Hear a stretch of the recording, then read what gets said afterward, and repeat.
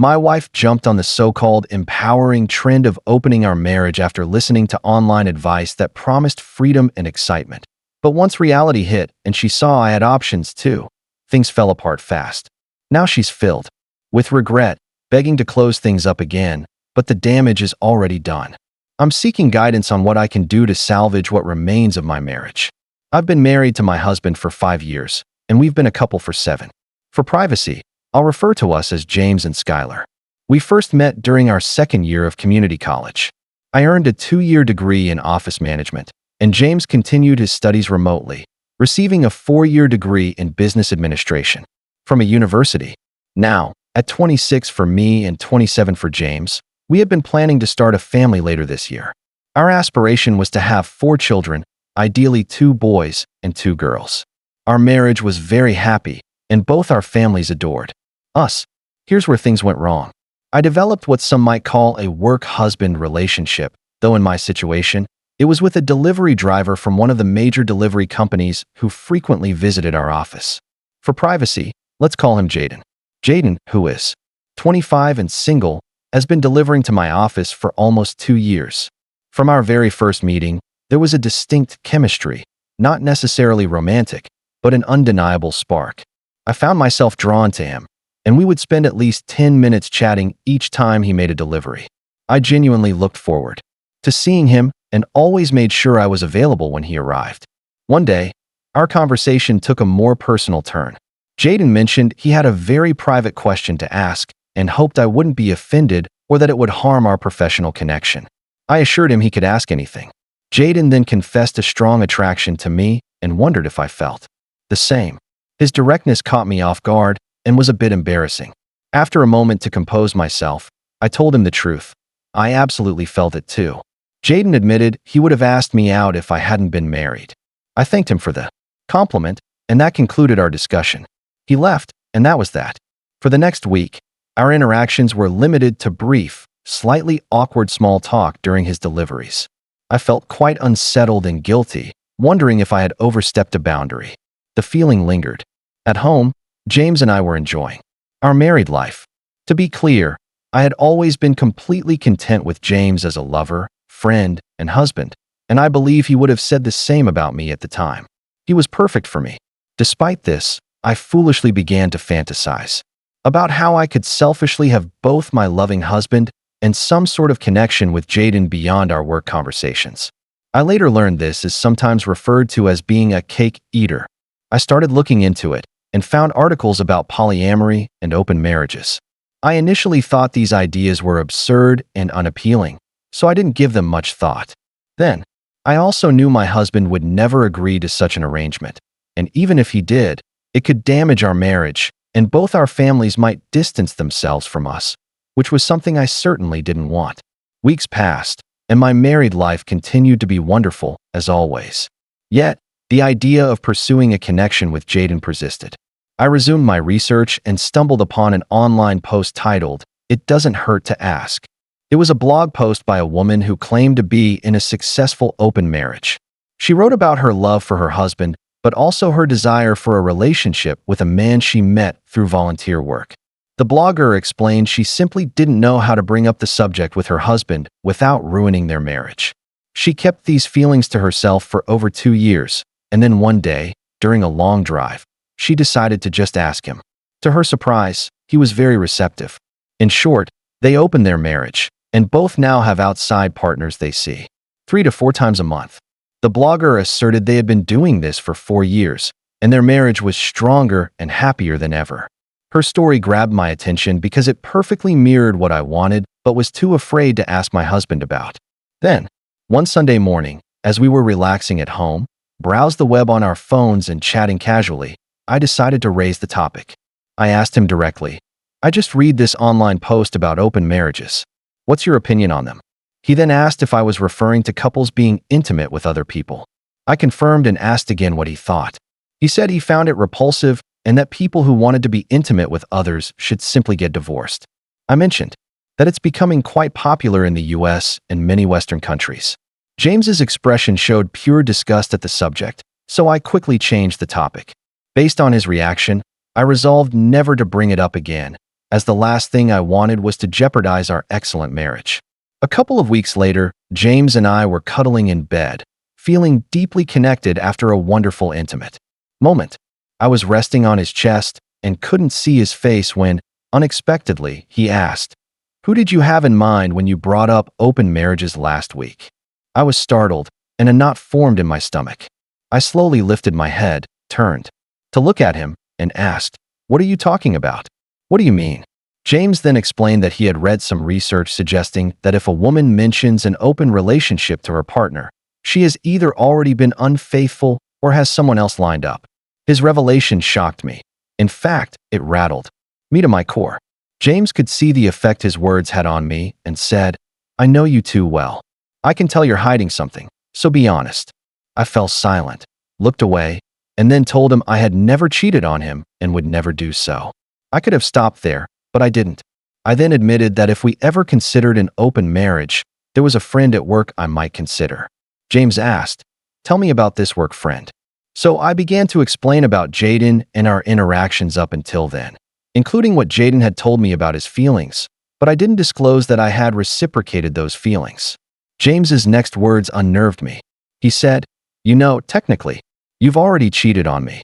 I became agitated and defiantly insisted I hadn't, but he countered, "Yes, the relationship you have with this Jaden guy is what is termed an emotional affair." I had never heard of this concept before, so James explained it to me. I grew increasingly frustrated, and James suggested we stop discussing it for now, as he needed to get some sleep for an early start the following day. He fell asleep quickly, but I couldn't. Instead, I grabbed my phone and began researching emotional affairs, reading numerous articles and posts about them. James was right. What I had with Jaden was dangerously close to being an emotional affair. No, let me correct that. It was indeed a full-blown emotional affair. I felt awful, as though I had betrayed my husband. Unable to sleep, I got out of bed, went downstairs, and made myself some tea. I eventually drifted off on the couch around 4 a.m. Around 6:45 a.m., James woke me with a kiss, saying he was leaving for work and I needed to start my day, as it was almost 7 a.m. As usual, I returned his kiss and told him I loved him. But this time I emphasized the sentiment even more, my mind clouded with guilt over my feelings for Jaden. Several days passed, and once again, we were lying in bed after being intimate when James suddenly said he'd be willing to try an open marriage if I really wanted to. This caught me completely off guard, and I asked, "Why are you bringing this up now?" He explained that he'd been thinking about our conversations and figured we should try it while we were young if it was something we desired. I expressed interest, but vowed never to jeopardize our marriage or love, as he was the most important person in my life. James responded by saying, "If our bond of love is strong, it will withstand infidelity." I argued that a mutually agreed upon open relationship wouldn't be considered infidelity because we would both consent to it. Instead of commenting on that, he simply said, "Consider our marriage open starting right now." I was surprised once more and urged him to slow down, stating we needed to establish ground rules. He specified that the only ground rules he wanted were: 1. We needed to announce who we planned to be intimate with and when, in advance. 2. We had to disclose the encounter to each other afterward without going into graphic detail. And 3. Protection must be used for all intimate encounters, no exceptions.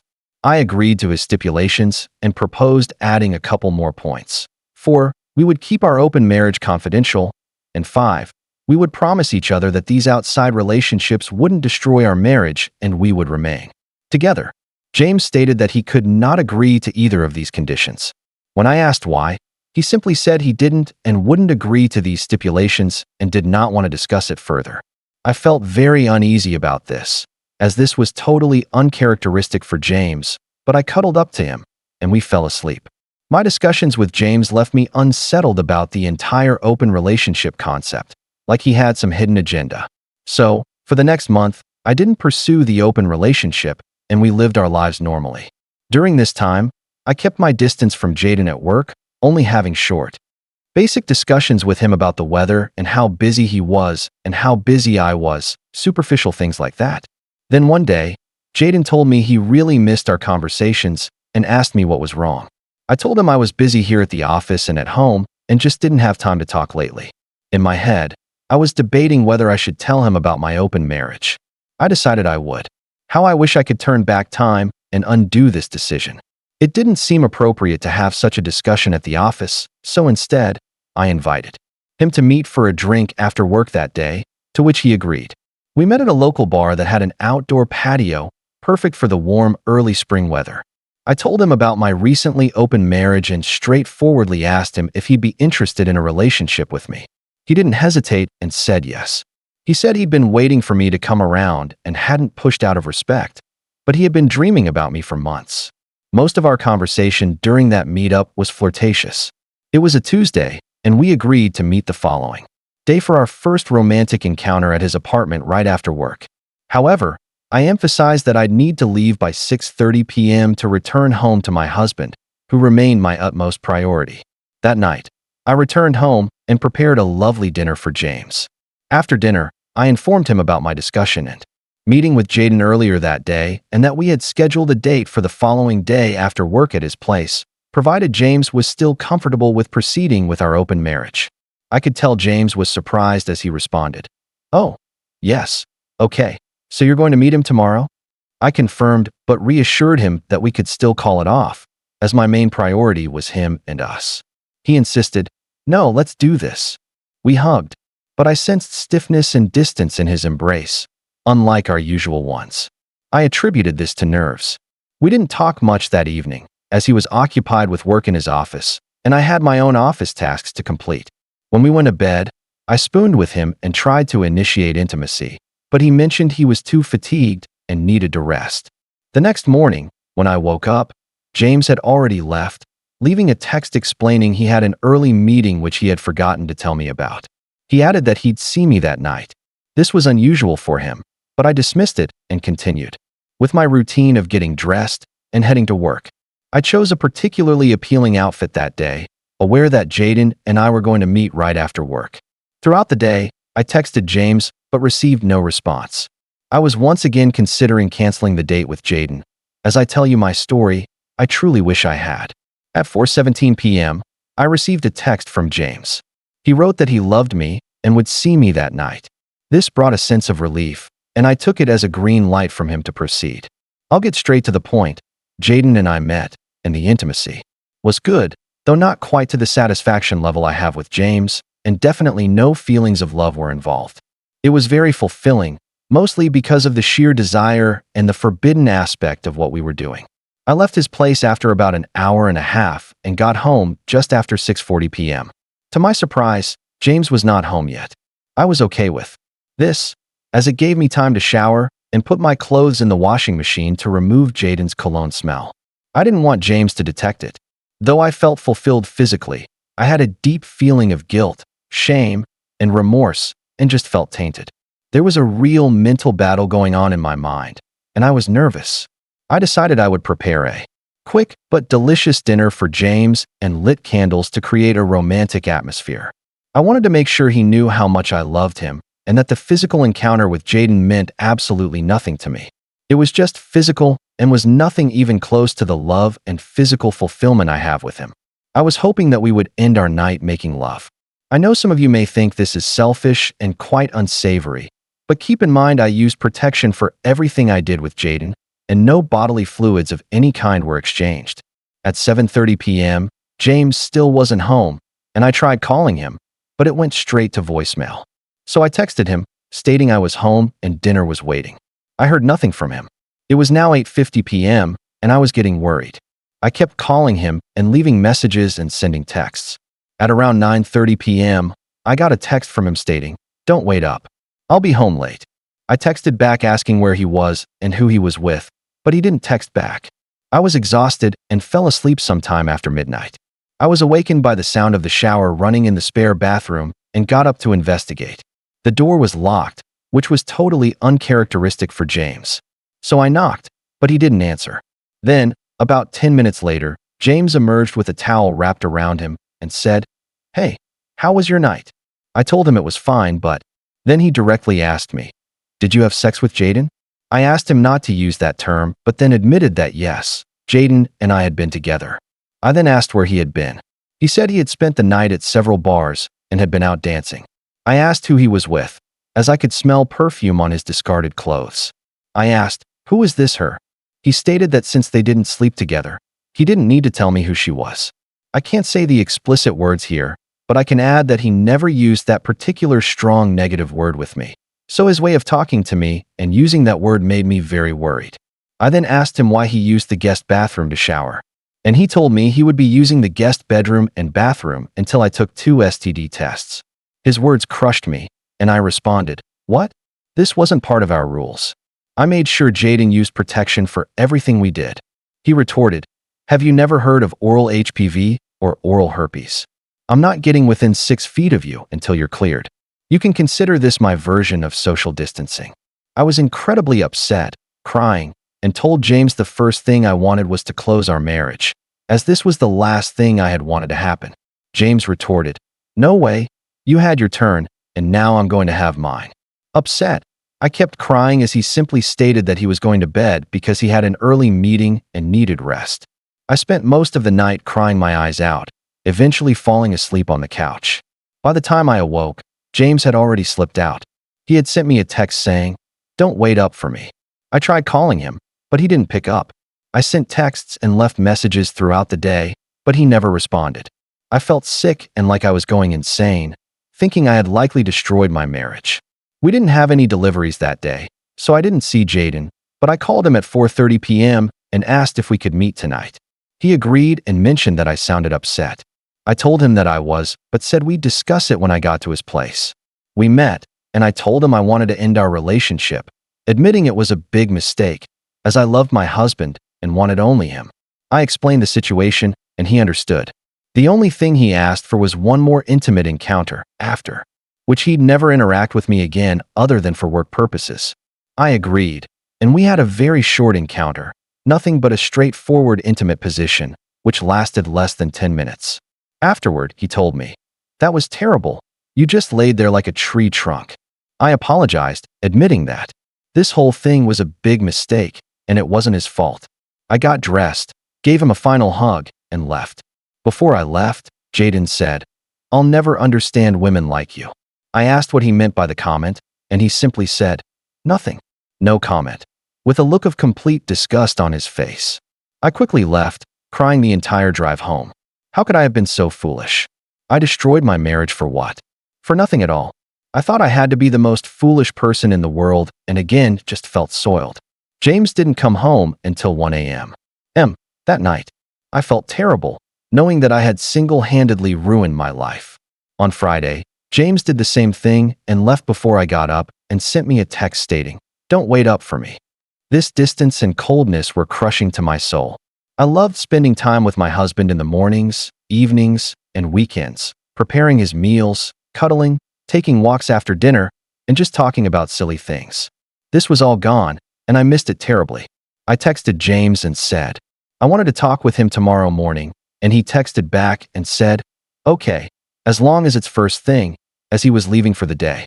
I responded back asking where he was going, but he didn't reply. He didn't get home until 1:30 a.m. I didn't say anything and just lay in bed crying. He again took a shower and just went straight to bed. I woke early to wait for James to get up. He came into the kitchen at 7 a.m. and poured some orange juice. The atmosphere was very cold and emotionless. He made no eye contact and just sat down at the table with me and started looking at his phone. I got up and went over and plopped down on his lap and said, "Look at me." He looked away, but I said, "Look at me," and gently grabbed his face, looking into his brown eyes. I told him that I loved him with all my heart and that I made a bad decision, not a bad mistake, but a bad decision. I told him I was sorry and would do anything to regain his trust and love. He didn't say anything and just looked at me like I was insane.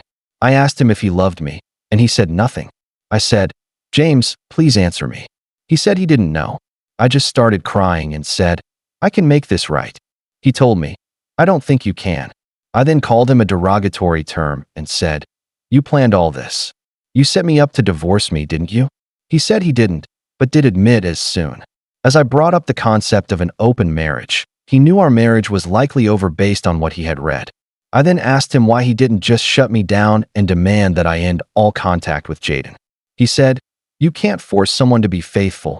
You either are or you're not. And you obviously are not a monogamous person." I just cried and told him I was, and to not throw us away. He said nothing, just got up and said he was leaving. I asked where he was going, and he said he'd be back after midnight. I then reminded him that tomorrow was Easter Sunday, and we were scheduled to leave at 7 a.m. to drive to my parents' house. My family absolutely adores my husband, and we spend nearly every holiday with them, as his parents now live in Florida. He told me that he wasn't going. I was shocked and devastated and asked him to please come with me, and he just coldly said no. I asked him what I was going to tell my parents, and he said he didn't care, then said, "Just tell them the truth." I begged and pleaded with him to stay home with me, but he just got dressed, took a gym bag of clothes, and left the house. I am destroyed inside and feel totally deflated. I want to ask all of you here for any suggestions and steps I can take to save my marriage. I'd really like to hear from anyone who has gone through something similar with open marriages and whether a couple can recover from such a betrayal. I'd really like to hear from people who have successfully reconciled after an open relationship. Thank you for being here, listening to my story. I'm going back to bed now to cry for the rest of the day. Update 1: I wanted to give everyone an update. First, I want to thank those of you who responded with feedback and support. It really helped me get through the last couple of days. There were a lot of people who rightfully criticized me and used harsh names, but I deserve it, and I appreciate your feedback too. Easter Sunday and today have been very difficult days for me, 2 of the worst days of my life. I drove to my parents' home, and when I arrived, the first thing they asked me was, "Where's James?" I fabricated a story, telling them that he had an emergency at work and would not be able to make it. I told them this as I did not want to disrupt our family gathering. My family believed my story but grew suspicious as the day went on, as I wasn't texting or calling my husband like I normally do. To deflect their suspicion, I sent several fake texts to mislead them and pretended I received texts back from him, telling everyone he was still busy at the office and would call me tomorrow. The truth is, he never called or texted me, not even to see if I arrived safely. This broke my heart. I planned to stay over at my parents' house and tell them about our marital problems on Monday. I dreaded doing so, as I knew they were going to be enraged and upset with me. Well, I told them this morning, and it went just as I predicted. They shouted, called me terrible names, said they didn't raise me like this, and a bunch of other things. They called my sister to join us, and she proceeded to berate me too. I cried and told them I was sorry. I told them I know what I've done is terrible and that I have learned from this and will never make the same mistake again in the future. I told them my sole focus for the foreseeable future is to win back the love and trust of James. In the end, though they were very upset with me, they told me they loved me and would pray that our marriage can be salvaged. I drove home Monday evening. During the day, I called and texted James, but he did not reply. When I arrived home, I found a note on the counter stating he had gone to Florida to visit his parents and would return on Sunday. I felt so bad, as we planned on going to visit them sometime in early May, and now, because of me, that's not going to happen. I hate myself. That's all I've got to say for now. I'm just really depressed and sad. What scares me is I'm no longer crying. The hurt and remorse I feel are so deep inside me now. Tears are useless. Update 2: It's been almost a year, and I didn't plan on posting again, but there was such an outpouring of interest from the community, I decided to. Well, I have bad news and some good news. First, the bad news. I am divorced. It was finalized back in December. In the end, James decided he couldn't remain married to me after I was with another man. He said he could never trust me again and was embarrassed to be seen in public with me. He feels divorce gave him his masculinity back. I disagree, as he never lost his masculinity, and no one knows about my brief connection with Jaden except for our families. But okay, whatever. Now for the good news. No, strike that. The great news. James and I started dating again last month. We got back together on Valentine's Day, and it's been fantastic. We only see each other whenever he wants, which has been about once a week, but our passion level is off the charts, way higher than when we first got together 7 years ago. Now, he's made it clear to me that this is only a physical thing, and that we will never again be married, live together, or be a couple ever again. I'm okay with this. Well, not really, but I'll take what I can get. My goal is to win back James, and if I can't do that, I want to have his children. Now, don't misunderstand. I would never baby trap him. I just would like to have children. With this man, I've thought out how we could share custody and make this all work without being married. I know it sounds crazy, but I love him and don't want children with anyone else. I know doing so would likely jeopardize any potential relationship I might have with another man, but I don't want anyone else but James. That's all I have to share now, and I'll probably not post again unless something major happens, but I would truly love to get your feedback on my situation.